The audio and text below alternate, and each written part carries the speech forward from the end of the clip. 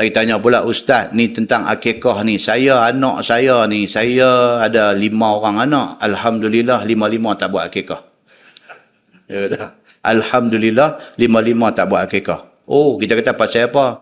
Nak buat macam mana? Dia kata, basikal saja. Saya bukan ada kenderaan apa, basikal je Ustaz. Pergi mana pun duk ragas basikal tu lah. Dia kata, basikal pun makgat pun tak ada. Dia kata, oh iya kah? Kita kata, makgat tak ada, tak apa Ustaz. Rakap. Tak habis lagi duk cerita susah dia ni. Rakap. Tahu rakap? Tu tempat duk kayuh, duk pijak nak kayuh tu. Pedal tu.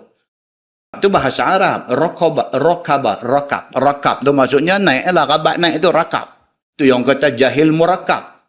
Jahil murakab maksudnya jahil ganda 2. Jahil atas pada jahil lagi. Jahil murakab. Jahil rabat naik atas jahil. Tapi dalam kampung ni dia rakam tu, dia pergi ke basikal tu, tempat pedal pijak tu dia panggil rakam. Dia kata, Ustaz, rakam pun tinggal tajam ya, hak getah 2 tu tak ada dah, dia kata. Saya kata, kalau itu susah sungguh lah. 5 orang dia kata tak pernah buat akikah. Seorang anak pun saya tak pernah buat akikah. Cuma nak tanya Ustaz lah. Anak 5-5 pun dah lepas rumah habis dah, pakai kerja apa semua habis dah. Macam mana ni akikah ni nak kena buat lagi kah? Dia kata. Saya kata, lah dah mampu dah kah buat? Lah pun naik basikal tu lagi lah. Dia kata, mana tak mampu lagi? Dak ni anak saya suruh tanya, depa sendiri nak buat akikah untuk depa. Boleh ke tak? Boleh tak boleh?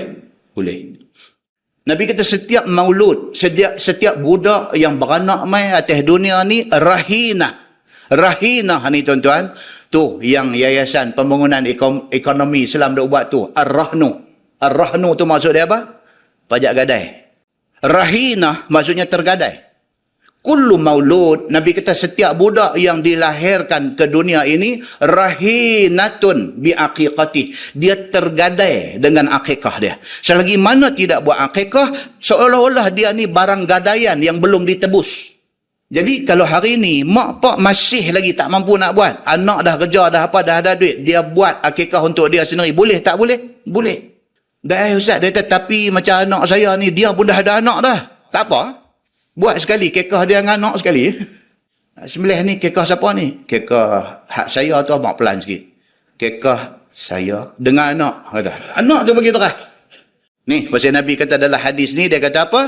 Nabi amara bi tasmiyatil maulud yaumas sabi'ih. Nabi suruh supaya diberi nama kepada anak yang lahir ini lewat-lewat pun hari ke-7.